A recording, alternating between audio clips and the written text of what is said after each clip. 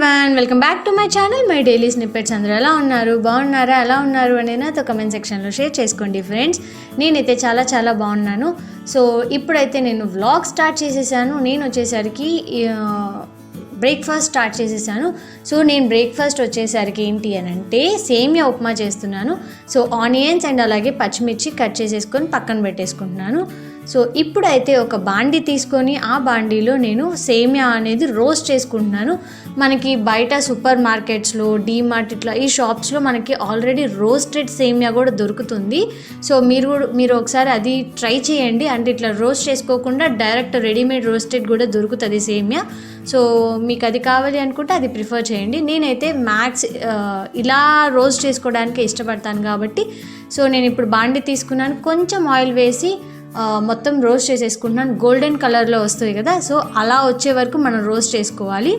So roast చేసేసుకొని ఇది పక్కన పెట్టేసుకొని వేరే బాండీలో చేసుకోవాలన్నమాట ఉప్మా.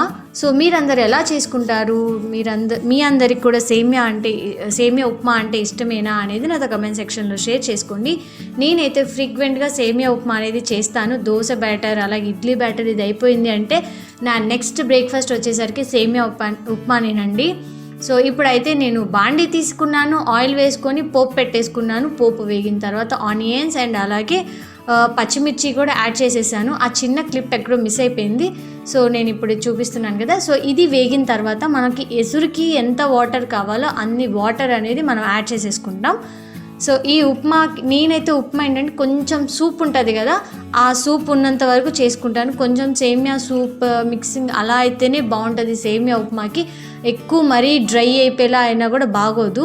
సో ఇప్పుడైతే నేను సాల్ట్ యాడ్ చేసేసాను. మొత్తం ఒకసారి మిక్స్ చేసేసుకొని కొంచెం హై ఫ్లేమ్లో పెట్టుకోవాలన్నమాట. సో ఇప్పుడు ఇలా బుడకలు వస్తున్నాయి కదా, ఇప్పుడు నేను రోస్ట్ చేసేసుకొని పక్కన పెట్టుకున్నాను కదా, ఆ సేమియా అనేది దీంట్లో యాడ్ చేసేస్తాను అనమాట.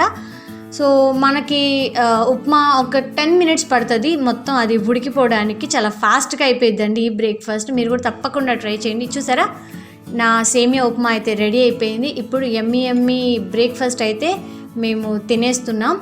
సో దీంట్లోకి నాకు తెలిసి మ్యాంగో పికిల్ ఉంటుంది కదా, ఆ మ్యాంగో పికిల్ అయినా నంచుకోవడానికి బాగుంటుంది, లేదంటే షుగర్ కూడా బాగుంటుంది. సో నా దగ్గర మ్యాంగో పికిల్ లేదు కాబట్టి నేను షుగర్తోనే ఇప్పుడు తీసుకుంటున్నాను.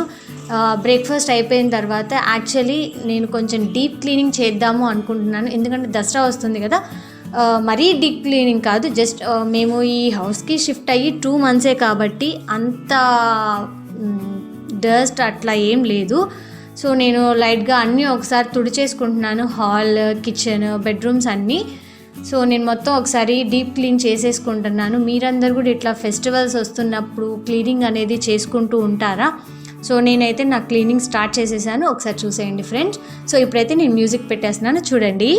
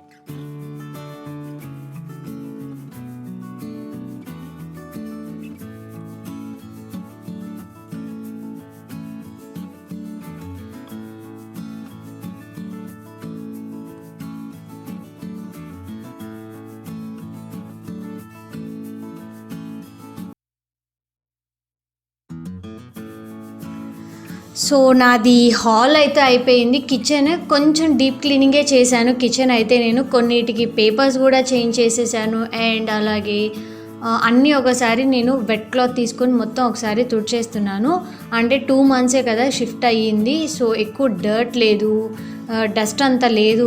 అంటే నేను ఎక్కువగా క్లోజ్డ్ డోర్సే ఉంచుతాను కాబట్టి అంత డస్ట్ అయితే లేదు. జస్ట్ నేను మొత్తం ఒకసారి డీప్ క్లీనింగ్ ఇలా చేసుకుంటే ఏంటంటే నా సెల్ఫ్ సాటిస్ఫాక్షన్ అంతే. నేనైతే వీక్లీ వన్స్ ఇట్లా తుడుస్తూనే ఉంటానండి.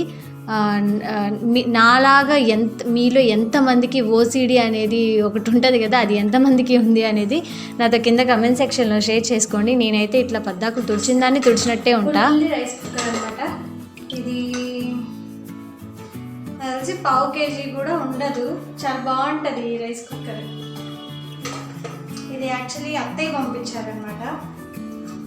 సో నేను ఎక్కువ యూజ్ చేయను, ఎప్పుడైనా దేవుడికి ప్రసాదం చేయాలి అనుకున్నప్పుడు దీంట్లోనే కుక్ చేస్తాను. బాగుంటుంది క్యూట్గా.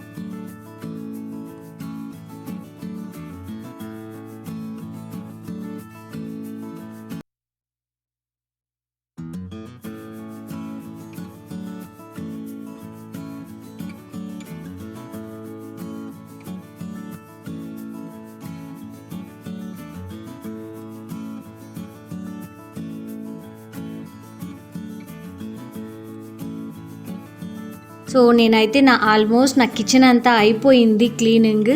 హాల్, బెడ్రూమ్స్ 2, కిచెన్ మ్యాక్స్ 90% అయిపోయిందండి. ఇంకా జస్ట్ ఇల్లు తుడిచేసి కొన్ని అంట్లు ఉన్నాయి, అవి కూడా తోమేశాను. అండ్ అలాగే కొన్ని క్లోత్స్ అయితే అవి వాషింగ్ మిషన్లో వేసేసాను అనమాట. చాలా కష్టం అండి ఇంట్లో పని ఒక్కళ్ళే చేసుకోవటం అంటే. నాకు ఇక్కడికి షిఫ్ట్ అయిన తర్వాత కొంచెం ప్రాబ్లం అనిపిస్తుంది. ఎందుకంటే ఇదివరకు నాతో పాటు 1 year మా చెల్లి ఉంది. ప్రాబ్లం అంత అనిపించలేదు. ఎప్పుడు క్లీన్ చేసినా వంశీ, మా చెల్లి ఇద్దరు కలిసి హెల్ప్ చేసేవాళ్ళు అనమాట. బట్ ఈసారి నేను ఒక్కదాన్నే చేశాను. నాకైతే కొంచెం హార్డ్గానే అనిపించింది. నాకేంటంటే ఇట్లా ఫాస్ట్ ఫార్వర్డ్లో వీడియో చూస్తున్నప్పుడు నా పని కూడా ఇంత ఫాస్ట్గా అయిపోతే బాగుండు అనిపిస్తూ ఉంటుంది.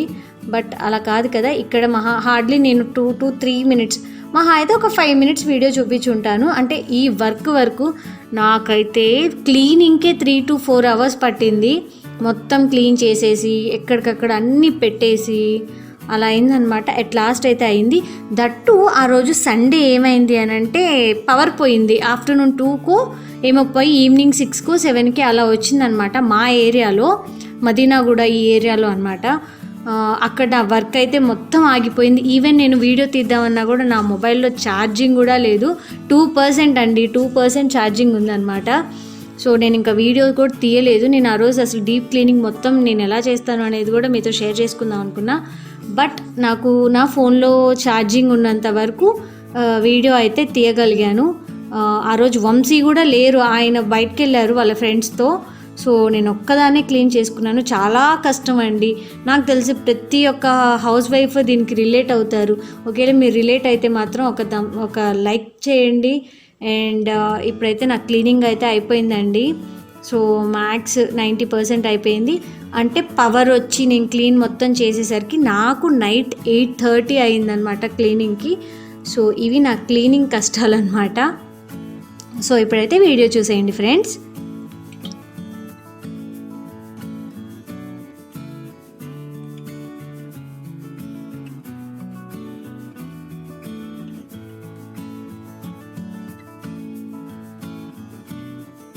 హలో ఫ్రెండ్స్, సో యాక్చువల్లీ నేను ఇక్కడ ఏం చేస్తున్నాను అనుకుంటున్నారు కదా. సో ఇప్పుడైతే యాక్చువల్లీ నా వీడియో ఎడిటింగ్ అయిపోయింది.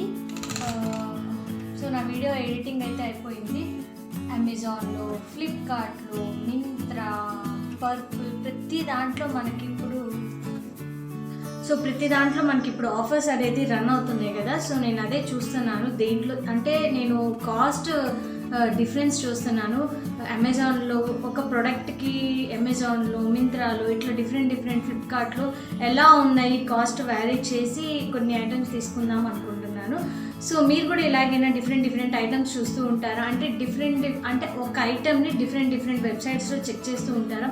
అమెజాన్లో ఎంత ఉంది, ఫ్లిప్కార్ట్లో ఎంత ఉంది, అట్లా మీరు కూడా అంతే చూస్తూ ఉంటారా? సో నేనైతే అదే చేస్తున్నానండి. చూసారా, అమెజాన్లో అయితే 29 సెప్టెంబర్ నుంచి 4th అక్టోబర్ వరకు, సో 4th అక్టోబర్ వరకు అంటే 29th సెప్టెంబర్ నుంచి 4th అక్టోబర్ వరకు ఉందన్నమాట ఆఫర్. సూపర్ ఆఫర్స్ ఉన్నాయి, చాలా అంటే చాలా బాగున్నాయి. సో మీరు కూడా ఏమైనా బై చేయాలి అనుకుంటే ఇట్లా ఆఫర్లో ఉన్నప్పుడు తప్పకుండా ట్రై చేయండి. సో ఇప్పుడైతే నేను కొన్ని ప్రోడక్ట్స్ తీసుకుందాం అనుకుంటున్నాను. సో అవే చెక్ చేస్తున్నాను అనమాట. యాక్చువల్లీ ఏంటంటే నా వీడియో ఎడిటింగ్ అయిపోయింది. వీడియో అప్లోడ్ అవ్వడానికి అంటే యూట్యూబ్లో అప్లోడ్ చేస్తాను కదా, సో అప్లోడ్ అవ్వడానికి కొంచెం టైం పడుతుంది. మీన్వైల్ నేను చేస్తున్న పని ఏంటి అని అంటే, సో ఇదే అనమాట. మీన్వైల్ నేను కొన్ని ఐటమ్స్ని చూద్దాము అంటే, నేనైతే ఫ్లిప్కార్ట్లో ఆర్డర్ పెట్టాను. మరి నాకు అర్థం కాలేదు ఏంటి అని అంటే, ఫ్లిప్కార్ట్లో ఏంటంటే ఒక 7 to 8 ప్రొడక్ట్స్ అనేది నేను ఆర్డర్ పెట్టాను. బట్ అవి డెలివరీ వచ్చేసరికి ఒక్కొక్కటి డెలివరీ ఇస్తున్నారు. అదేంటో మరి చూద్దాము అని చెప్పి, మనకి ఆన్లైన్లో ఒక ఆప్షన్ ఉంటుంది కదా, సో మనకు నచ్చలేదు అంటే రిటర్న్ ఆప్షన్ అనేది ఉంటుంది కాబట్టి సో బాగుంటుంది. ఓకే నచ్చితే ఓకే, నచ్చలేదు అంటే రిటర్న్ పెట్టేయచ్చు అన్నట్లుగా చూస్తాను అనమాట. సో మీరు కూడా ఏమైనా బై చేయాలి అనుకుంటే, సో ఇప్పుడైతే ఫుల్ ఆఫర్స్, ఈవెన్ పర్పుల్లో కూడా నవరాత్రి సేల్ అనేది రన్ అవుతుందండి. సో మీరు ఎవరైనా తప్పకుండా ఏమైనా బై చేయాలి అనుకుంటే సో తప్పకుండా ఒకసారి ట్రై చేయండి. అండ్ అలాగే Flipkart, Snapdeal, Amazon, Myntra, shayaway.com ఇట్లా డిఫరెంట్ వెబ్సైట్స్లో డిఫరెంట్ ఆఫర్స్ అనేది ప్రజెంట్ అయితే సూపర్ ఆఫర్స్ అనేది రన్ అవుతున్నాయి. సో మీరు కూడా తప్పకుండా ట్రై చేయండి. ఏమైనా బై చేయాలి అనుకుంటే అమెజాన్లో మాత్రం ఎక్కువగా ఎలక్ట్రానిక్ గూడ్స్ మీద అండ్ ఎలక్ట్రానిక్ డివైజెస్ ఉంటాయి కదా, సో వాటి మీద అయితే సూపర్ ఆఫర్స్ అనేవి ట్రై చేయండి మీరు కూడా. సో నేనైతే ఇప్పుడు మళ్ళీ అదే పనిలోకి వెళ్ళిపోతున్నాను.